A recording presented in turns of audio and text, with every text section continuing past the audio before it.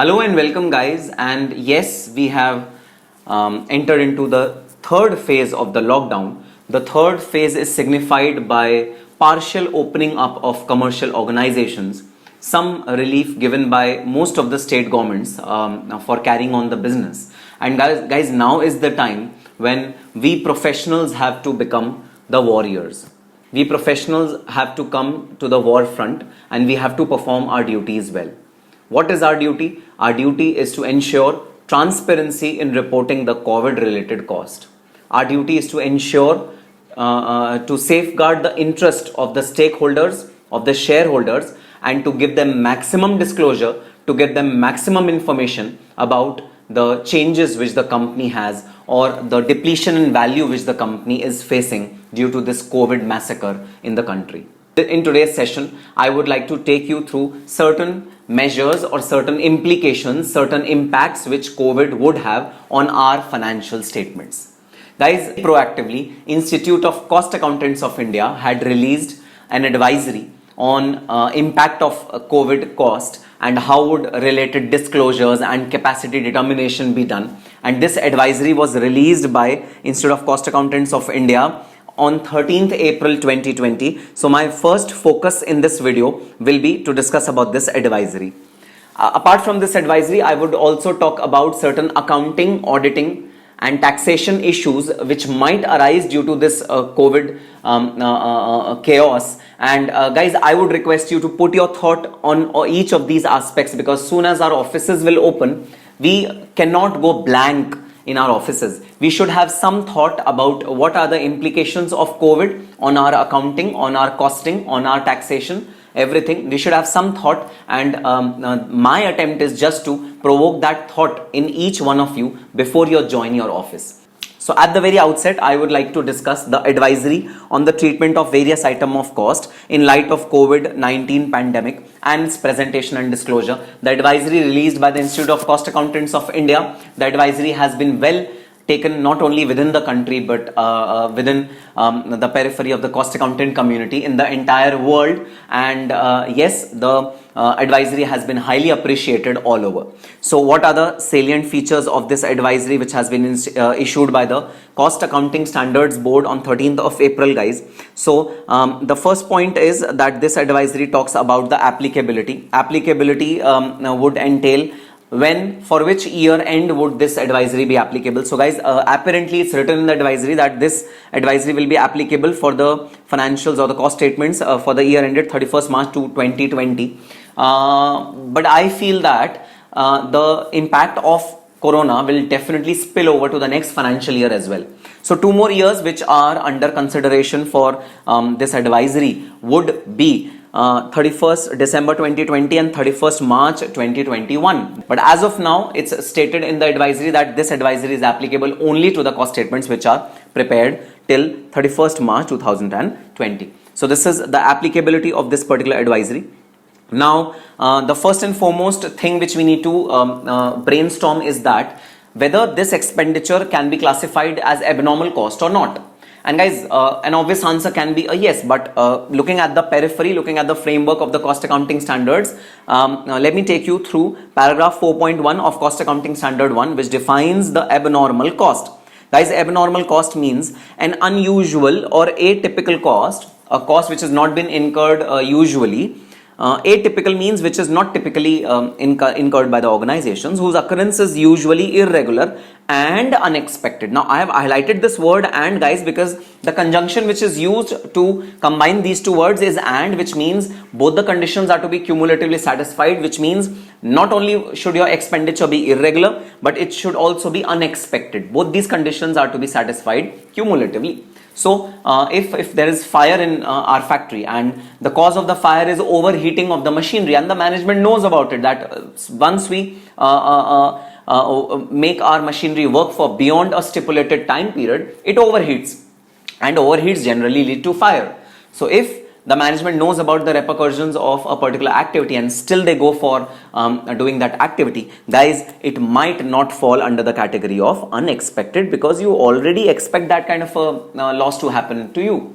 So this is the significance of this word and from a COVID standpoint, I guess both these conditions are equally satisfied, guys. COVID is of course irregular and of course it is unexpected. So both these conditions are satisfied, and of course it's unusual and atypical. So as per para 4.1, yes, the advisory also concurs with the view of cost accounting standard 1 that the impact of COVID on production is irregular and unexpected, and hence the COVID is an abnormal cost. Of course, we all agree wholeheartedly that COVID-19 cost is an abnormal cost. Perfect. It implies that cost related to COVID is a non-cost item. Yes, the repercussions are that any cost which is related to COVID is a non-cost item and it should be reported in the reconciliation statement, which means that it doesn't form part of the cost sheet. Absolutely right, guys. Basic of the cost accounting standard 1. There are certain examples which have been given in the advisory itself. The examples are loss of raw material, work in progress, finished goods on account of quality deterioration. So finished goods have been placed in your factory, go down, and they have deteriorated over a period of time. Expenses incurred during closure period and on plant maintenance, because guys, maintenance never stops. Maintenance happens, at least bare minimum of maintenance is required. That again will be classified as abnormal. Loss of process material, consumables, etc. Cost associated with employees due to sudden lockdown. So all these are examples which are given in the advisory, which may be related to the COVID-19 cost. Okay, so now what is the impact of this cost, COVID-19, and how would it change our costing records? Guys, there are threefold impacts which have been discussed in the advisory. First is the capacity determination. What will happen to our capacity determination? That is the first implication. Second is computation of cost. How will we compute the abnormal cost? Okay, we have classified that there, yes, this cost is abnormal cost. But how will we compute it? What is the mechanism which will ensure that we correctly compute this abnormal cost? And third is the presentation and disclosure. So these are the three layers of impact which is being discussed in this particular advisory. And guys, as you can see, I have overlapped these impacts with each other, which means that, guys, these impacts have some overlaying effect. Overlaying means impact on capacity determination will definitely impact my computation. My computation will definitely impact my presentation and disclosure, and each one of them are overlapping. So somewhere or the other, all these three things are interrelated to each other and they are overlapping. Let's see the details of these three elements which have been discussed in the advisory. The first one is capacity determination. Of course, guys, we are dependent upon capacity to compute our the production capacity of the entire organization, and there are multiple layers of capacity which have been enumerated in CAS 2. Let's see which layer of the capacity will be impacted by COVID-19 the most. I am referring to para 4.5 of the CAS 2, normal capacity, and yes, normal capacity means the production achieved or achievable on an average over a number of periods or seasons under normal circumstances.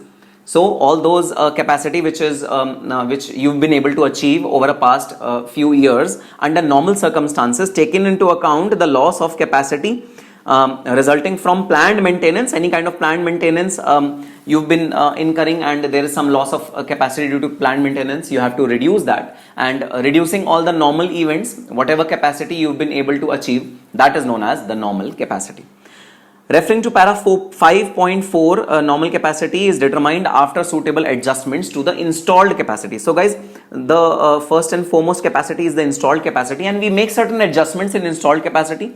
What are those adjustments? Scheduled preventive planned maintenance, normal shutdown. Do remember that the adjustment is for normal shutdown, then number of shifts, then normal time lost. None of the elements is stating the abnormal time or the abnormal loss. And obviously, guys, why would abnormal loss be reduced from normal capacity? Normal capacity is computed as per the normal standards. So are you trying to imply that normal capacity would not reduce COVID-19 impact of capacity? Absolutely, guys. The normal capacity will not exclude, will not reduce the COVID-19 loss of capacity, because COVID-19 loss of capacity is abnormal in nature. Therefore, COVID-19 will not be reduced while computing the normal capacity. Then, sir, where would this COVID-19 capacity be reduced? It will be reduced, if at all, while computation of actual capacity. Actual capacity will entail abnormal capacity loss, and it would be reduced over there. Okay, let's go forward. Now, The advisory says following should be reduced while calculating the normal capacity. Should be reduced. Period lost due to COVID-19 situation, including partial, full shutdown, scaling down of manpower, deployment. Sir, absolute dichotomy, absolute contradiction of CAS 2. CAS 2 is saying that while computing normal capacity, abnormal capacity is not to be reduced, abnormal loss is not to be reduced, and here advisory is suggesting us that abnormal capacity should be reduced while calculating the normal capacity. Okay guys, I'll come back to this point in 2 minutes. Let me first finish off the next point. The next point is following should not be reduced while calculating the normal capacity. What is the points which are not to be reduced? Number of days of normal shutdown, the normal unproductive days due to technical reasons, maintenance or other normal circumstances. So guys, any normal maintenance, any normal unproductive days, these are not to be reduced while computing the normal capacity, because these days would definitely be already reduced from the normal capacity. Normal capacity is computed after reducing the unproductive days which are normally incurred by the organization. So these days are normally reduced. Now I come back to my point. Sir, why would the abnormal days not be deducted? Why would the abnormal days be deducted? So abnormal days shouldn't have been deducted while computing the normal capacity. Why is advisory saying that normal days or the normal capacity should be computed after reducing the COVID-19 impact? I have an explanation, I have an example to make you understand this point, guys. Advisory has given an example for computation of abnormal loss. Let us look at that example and then I'll be able to clarify to you how is advisory absolutely in line with the cost accounting standard, and how is there no dichotomy, no contradiction between the cost accounting standard and the advisory. Let's see. So computation of abnormal cost. Hereby we come on to our second aspect of the advisory, which deals with cost calculation. How would cost be calculated? So cost information is given to you. Variable cost 12 lakhs for the year. Then we have been given abnormal cost. Abnormal cost is 1 lakh. So the balance, the normal cost is 11 lakhs. Then we have been given fixed cost is 18 lakhs. The abnormal COVID cost is 1,50,000 and the normal cost is 16,50,000. Total cost is 30 lakhs. Out of which 2,50,000 is abnormal, and what is the normal? Normal is 27,50,000.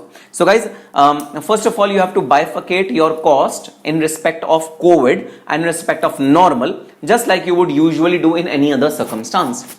So here we have split our cost for the year, has been split into two parts, abnormal and the balance. Balance represents the normal split up. Okay, so naturally guys, what will you do with this 2,50,000? Of course, it's an abnormal cost and it will be charged to the costing P&L account or taken to the reconciliation as the case may be. So there's no doubt about 2,50,000. Now the catch is, what is to be done with 27,50,000? Let's see the further information which is given, guys. Normal days of operation in a year 352. Standard production day per year 100. What are the normal capacity? Normal capacity is 35,200. What are the days lost due to COVID? 30. What are the loss of capacity due to COVID? It's 3,000. How do we arrive at 3,000? 30 multiplied by 100 is 3,000. And what is the normal capacity for the COVID affected year? The normal capacity for the COVID affected year is 32,200. And I would like your 100% attention on this point at this point of time. Guys, 6 is equal to 3 minus 5. 3 minus 5. This is resulting into 6, 32,200. Now your point is, and which is very well said, so that sir, cost accounting standard 2 asks us not to reduce any abnormal capacity while computing the normal capacity. But sir, over here abnormal capacity of 3,000 has been reduced while computing the normal capacity. Why is it done so? Okay guys, let us see why is it done so. So I am on to the next table, which is computation of cost, and I'll come back to this particular point later on. This is an important point which I will leave you with this point. I will not give you an answer, but I will leave you. I will ask an answer from you. But let me give you an answer. Why did we reduce the abnormal capacity while computing the normal capacity? Now let's come back onto the computation of cost. Absorbed cost 11 lakhs is the variable cost. Unabsorbed cost is 1 lakhs. total cost is 12 lakhs. Guys, there's no doubt in variable cost. Variable cost is already a split between normal and abnormal situations, and it's pretty straightforward that the variable cost, which is pertaining to the abnormal COVID situation, guys, that cost will be unabsorbed cost, and the cost which is pertaining to the non-COVID situation, that cost will be the cost which will be absorbed. So we have no doubts in variable cost. Now we come on to the fixed cost, guys.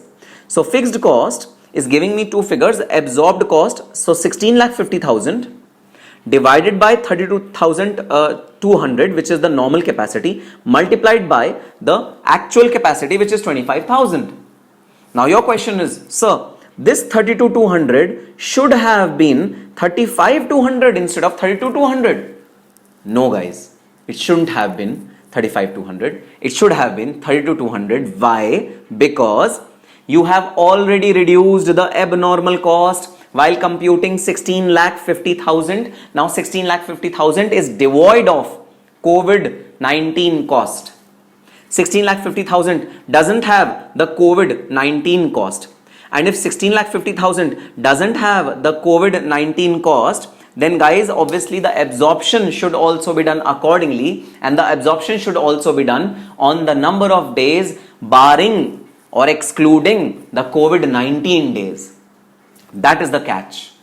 And the principle also has been stated in as many words in the advisory. The principle is, since we are eliminating the cost from the cost statements, it is appropriate to also eliminate the capacity portion related to COVID-19 pandemic. So guys, simple as it is, that the fixed cost of 1,50,000 has been eliminated while computing the normal cost or the balanced cost. So naturally guys, we will also eliminate the COVID-19 loss of days while computing the normal capacity. If you will add COVID-19 loss of days while computing the normal capacity, then guys, there will be double absorption of same expense. Once you've absorbed 1,50,000, and then you'll again absorb the COVID-19 impact using 16,50,000. However, in 16,50,000 there is no impact of COVID-19 cost. So therefore, while calculating the fixed cost, we are dividing it by 32,200 and multiplying it by 25,000. And the balance figure is the unabsorbed cost, which is 16,50,000 minus 12,81,056 plus 1,50,000, which is the direct unabsorbed cost. So that is a slight confusing point which is there in the advisory, which if you think through, then you will be able to come to this conclusion. Now the only open question which remains in my mind, and I want to share it with you, what will happen to normal idle capacity? Guys, while computing the normal idle capacity, installed minus normal is taken. So in this particular process, my COVID-19 impact will come in normal idle capacity, because I will take my normal capacity as 32,200 and not as 35,200, and that is the reason why my normal idle capacity would have the COVID impact. Now this is one question which is an open question to which at least I am not able to find a solution to. But yes, the most obvious solution is that, guys, while computing the normal idle capacity, I think we should take 35,200 as the normal capacity. Only then will the COVID impact not be included in computing this particular amount. So this normal capacity should ideally be 35,200 and not 32,200. Then only can we expect that COVID impact is not entailed therein. But otherwise the computation is pretty clear, guys. The principle which has been enunciated in the advisory is also pretty clear, and we are clear on what to do with the abnormal cost which is arising due to COVID-19. Okay, sir. Then certain miscellaneous points which are to be noted over here, and these are points related to the COVID-19 cost. Guys, there is a moratorium which is given by the financial institutions and banks, that the interest can be paid over a period of time. Interest might not be paid currently. They can defer the interest payment and the EMIs that can be deferred. So guys, advisory has very well said so that accrual basis of accounting is to be used. So on the basis of accrual concept, the interest should be charged in the period in which it is accrued, irrespective of the cash flows. Cash flows is irrelevant. Then what will happen to the additional interest? Guys, same treatment, additional interest will also be treated as abnormal cost, just like interest cost. The normal interest cost, the interest cost in the COVID-19 period, that is also abnormal, and the additional interest should also be abnormal during this period. What will happen to variable abnormal cost? Variable abnormal cost, guys, now this is a particular thing which is quite different in this particular advisory, that in this particular situation, which is a rare situation, there can be a situation where variable cost is also abnormal. So guys, usually variable cost is not related to period. When it's not related to period, a specified period, then variable cost is generally not treated as abnormal, even under the abnormal circumstance. But this is such a situation that even the variable cost may be treated as abnormal. So variable abnormal cost incurred during COVID-19 period is necessary. We need to identify it. For example, direct employee cost for the period of a COVID-19 lockdown, excess consumption of utilities, consumables, stores, etc. due to closing down, and starting operations due to COVID-19 lockdown. So all these are variable cost, and these variable cost might also form part of abnormal cost, and therefore the abnormal cost would not only have fixed cost but would also have variable cost. And the last part is presentation and disclosure, guys. Of course, we need to be transparent in our disclosure and reporting, and that is the key to presentation and disclosure aspects. CSR cost should be classified into CSR for COVID and other CSR cost. So if there is a increase in CSR cost during the current year, then guys, the users of financial information should be able to know why is there an increase in CSR cost. So it is to be disclosed separately. Then unabsorbed abnormal cost due to COVID shall be reported separately. So whatever is the unabsorbed abnormal cost which we have computed just now, that is to be disclosed separately. Then auditors may include as part of their observations, suggestions, a separate cost statement giving detailed breakup of this COVID cost, and it is suggested that cost element wise breakup of the COVID unabsorbed cost should be given, which means each cost element should have a different layer of COVID-19 cost related to it. So yes, these were the presentation and disclosure requirements which were advised in the advisory. So now let us discuss some accounting issues which have not been discussed in advisory, guys, but these are the accounting issues which at least I could cull out of the entire situation, and I think this needs a lot of discussion. So certain accounting issues that are arising out of COVID pandemic. Number one, revenue and expenses reassessment. Guys, there is a dire need for all the professionals to now reassess the contracts, the revenue contracts and the expenses contracts of any company or the organization. Guys, the revenue is to be recognized only after certain prime conditions are met, like recoverability should not be an issue. Now, after this pandemic, of course, recoverability will be a major issue for almost all the industries which are working. And we need to be very cautious whether the revenue parameters are satisfied or not. If the revenue parameters are not satisfied, then revenue recognition might be an issue. Similarly, expenses, any kind of expense, any kind of estimates. So I'll give you an example. Provision for gratuity, which is done by actuarial valuation. Guys, that actuary will now adjust its discounting rates based upon the economical conditions. So now those adjustments, those estimates, those provisions which you made earlier, they might need rethinking now. Of course, I know that the basic figures will be culled out for a cost accountant from the financial statements, but still, cost accountant should also be aware about what changes would this particular pandemic create in the financial statements and how to transport those changes to the cost statements. So reassessment of contracts, realizability, then grant subsidy received to support operations. What will be the treatment of grant and subsidies which is received? So guys, CAS 24 para 5.11 details us the treatment of grant and subsidy, which enumerates that the grant and subsidy is to be recognized as revenue. Then inventory valuation. Guys, inventory valuation is by far the most difficult part which is to be dealt with by the entire professional community. Guys, inventory valuation has two layers to it. Layer number one is physical verification of inventory, which is not possible under the circumstance in which 31st March was absolute lockdown. So inventory count was not possible. There are some companies who have been able to get some passes to transport their material to continue their workings, and after the lockdown phase 3 has started, guys, some companies have now started working. Now, what is the alternative left with the professionals? How to evaluate the inventory count? So CRA 1 para 30 requires to maintain records of physical verification. Undoubtedly, for us cost accountants, this para requires us to maintain the physical verification records, and that is the basis of any inventory valuation which is to be done. Now, as suggested by our president of our institute, guys, we should do the backward calculation. We should calculate our inventories in a backward manner, which means soon as lockdown is over, we should take count of the inventory, and then we should add and less the movement of inventory which has happened, and we should be able to arrive at the figures of 31st March.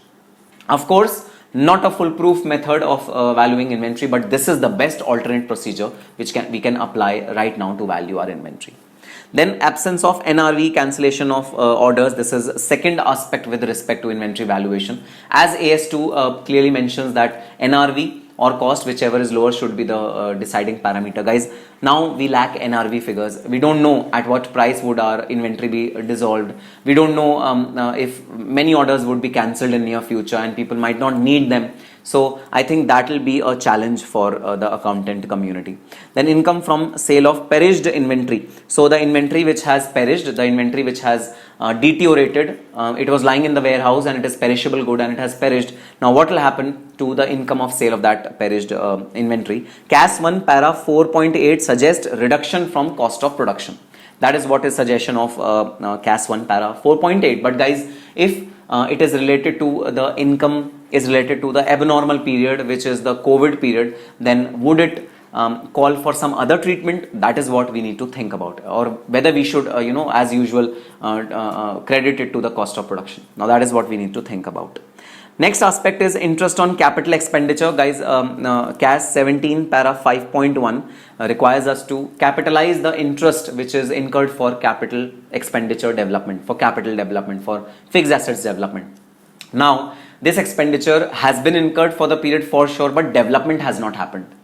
So the advisory is indicating that yes, interest which is for the period of abnormality should be treated as abnormal cost.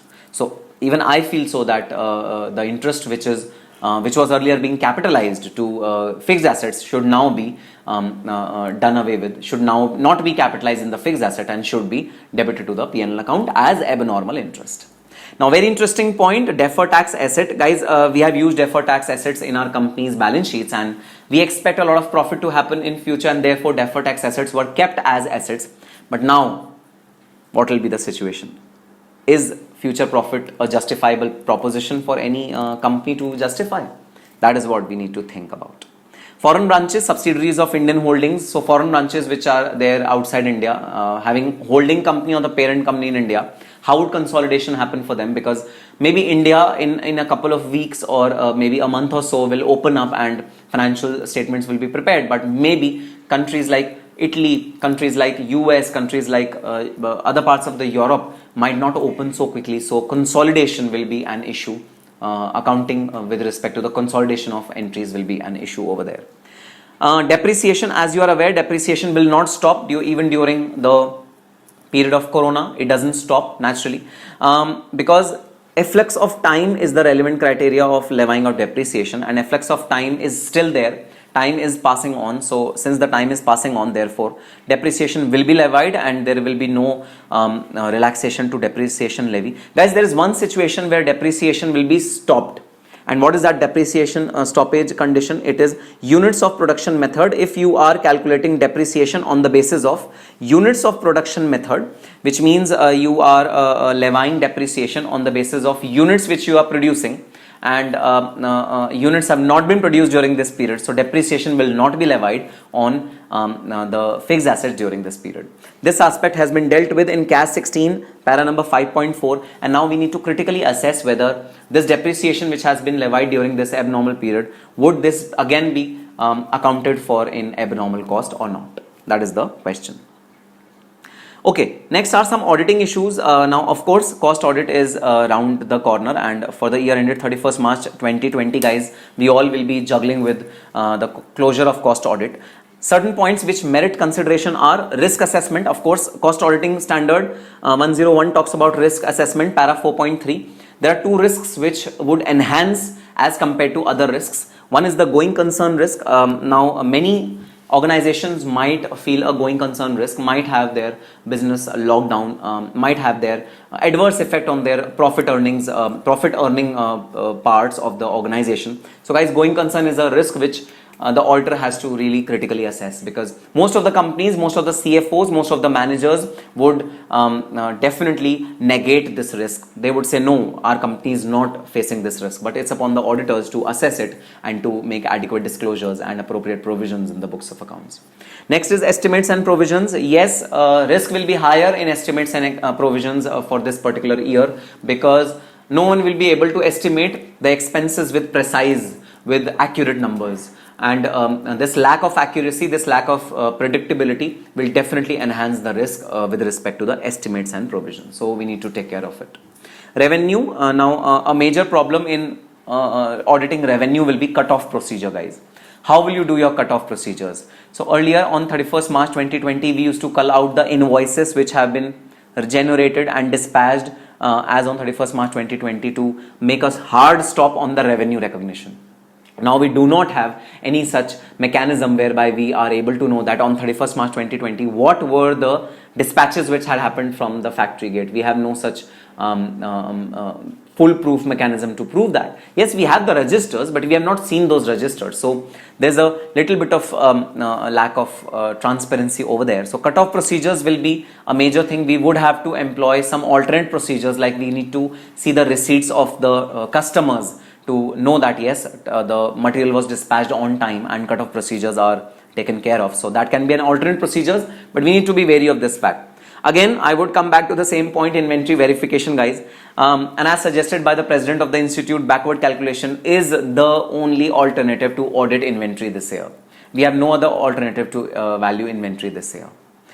E-audit, okay, President sir has talked about e-audit for the cost auditors in his address also. Guys, there will be guidelines which will be issued by the Institute of Cost Accountants of India to maintain social distancing norms and to fulfill audit requirements effectively.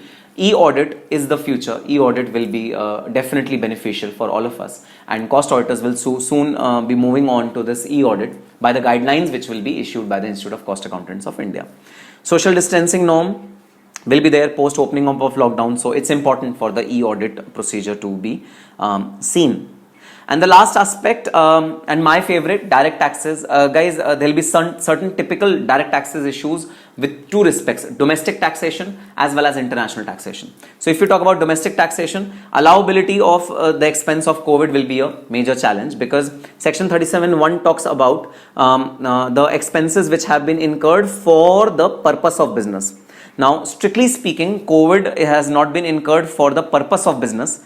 They have actually been incurred for the lockdown of business. So the last thing which we want at this point in time is a fresh row of litigation being started by the tax authorities claiming that the COVID expenditure has not been incurred for the purpose of business. So clarity should be provided by the board, by the ministry, and yes, we should work cohesively with the ministry and board to raise certain issues, to raise these issues to gauge more clarity.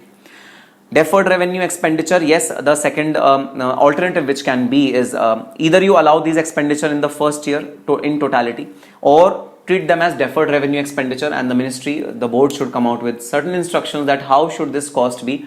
If it at all it is to be deferred, how should it be deferred, so that allowability at least is not a litigation point going forward. Then treatment of CSR expense, guys. Explanation 2 of section 37(1) clearly says that CSR expenses are not an allowable expenditure.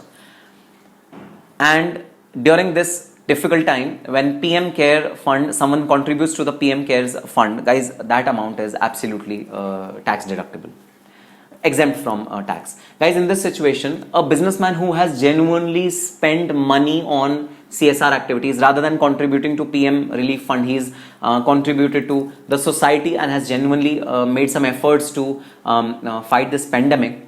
Shouldn't the cost be deductible?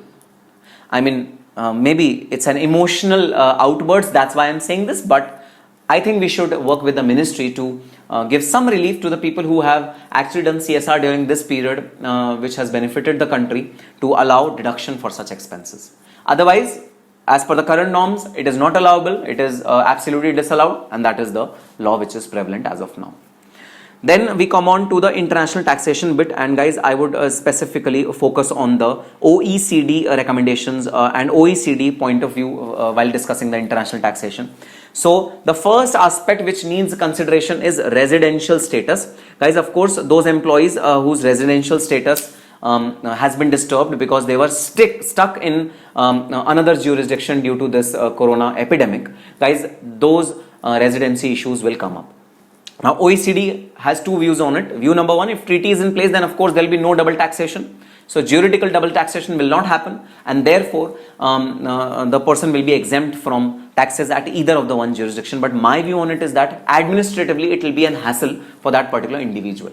Suppose he has come to India as a tourist and he has not done any business activity. Still, if he is forced to file a return in India and his income is taxable in India due to the stuck down period, then guys, it will be administratively a big hassle for such people. But in any case, guys, it will be a non-taxable, non-double taxation issue. So it will not be a double taxation situation. But the concern is the situation where treaties are not in place. So Hong Kong is one such jurisdiction which doesn't have treaties with most of the with many of the countries. So in those situations, guys, it will be matter of the host country to determine what relief to grant. So host countries should come up with local laws to give some grant to such people who are being doubly taxed. So guys, in this particular procedure, Australia has been a leading country which has come up with unilateral reforms to help people who are facing any such taxation issues. And then there are several other countries who have come up with advisories, and so should the other countries also come up with such advisories. Now the biggest concern which I am seeing from a company standpoint, so point number 3 was from a residential status from an individual standpoint, but from a company standpoint, guys, what will happen to permanent establishment status of certain companies who otherwise were not falling under permanent establishment category? What will happen to them? Big challenge for them, guys. I'll discuss all the challenges one by one. Employees or other personnel who stuck in another contracting state for more than stipulated time period. Is there a risk of fixed base pay or a service pay in that case? So guys, the treaty specifies the number of days, which in most cases is 90 days or 120 days, that an employee cannot visit to another country beyond this stipulated time. If that period is met, then P is not established. So if an employee is stuck in another country, then what will happen? If he is forced to stay there and the time period lapses, then what will happen? OECD says that employees working from home in another jurisdiction are less likely to create fixed base P. So fixed base P, the probability is out due to the lack of permanency. Because guys, the employees are working from their home. They are not going to the office and working. So if they are not going to office and working and they are working from home, home is not permanent. So fixed base P can be ruled out. But the big question is, would the tax authorities buy this point? Would the tax authorities stop litigating on this particular point? That is the big question which we need to answer. Okay, let's see what is the OECD view number 2. OECD view number 2 is where an employee is only working from home as a result of force majeure. Force majeure means he is forced to do it, or government directives. Any activities they undertake should not be regarded as habitual. So the second view which OECD has taken is that a person who is just due to this lockdown is faced with a typical situation and he is stuck somewhere, then it is not a habitual thing. It is not a permanent thing. So the treaty specifically uses this word, conclude contracts on a habitual basis. Habitually concluded contracts. And if this is a rare situation, then it is not habitual. So you come out of the purview of permanent establishment. This is what OECD thinks. Now, whether the governments, the relevant tax authorities also hold the same view or not, we have to wait and watch for it. OECD point number 3, and this might break your heart, guys.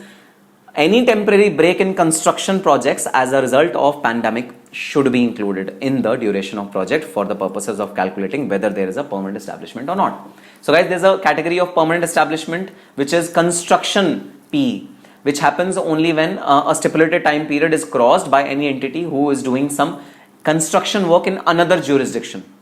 Guys, in that case, OECD has held a view that the breakdown period should be included while computing the construction P. Next is protection should be given to the healthcare companies belonging to one contracting state who are supplying PPE kits, testing kits to countries or other contracting states. Now, this is a very, very important point, guys.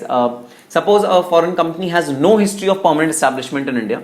It has not been involved in any such activity which can lead to a virtual presence of those foreign entity into India, and those entities have been absolutely playing at arm's length price all through their life. But due to this pandemic, they were forced to directly deal with the hospital sector and the government sector in India. Would they suffer permanent establishment risks? Answer should be a yes, they should, because they are earning from the business in India. Although that business is temporary, but they have earned profits from India, so they should suffer this problem of having a permanent establishment, and they should pay due taxes to Indian tax authorities. But now the point is that in absence of strict attribution rules in India, stringent guidelines on attribution rules in India, those countries will be in a fix. So now protection should be given to those companies who have come to India for a specific purpose, for a specific tenure. So yes, some clarity is required from an attribution bit, especially for these companies who are coming to India only for a fixed tenure for supplying these kits. And yes, last but not at all the least, guys, transfer pricing will see a major rejig on the margins, on the net margins, which will be allocated to particular sector, to particular jurisdiction. Higher problem will be for people who have entered into APA, Advanced Pricing Agreement. Guys, they are already under a lockdown situation for almost a decade. And how will that lockdown be opened up, and how would those profit margins be adjusted now? Because profit margins are definitely destined to vary. So yes, from a transfer pricing perspective, allocation of profits, allocation of losses to different jurisdictions will be a challenge, and APAs will be a challenge. So these were my preliminary thoughts, and guys, these are broad level thoughts which I had on these three aspects, and I have discussed the cost accounting treatment of the Institute of Cost Accountants of India with you. Needless to say, this is my phone number, and if you have any further thoughts, or if you want to discuss this aspects in detail before going to your client and approaching your client in and making them aware about these aspects, you can approach me, we can have a discussion, and if you have any further points to add on to this table, I'll be happy to add them on. All the very best and happy consulting.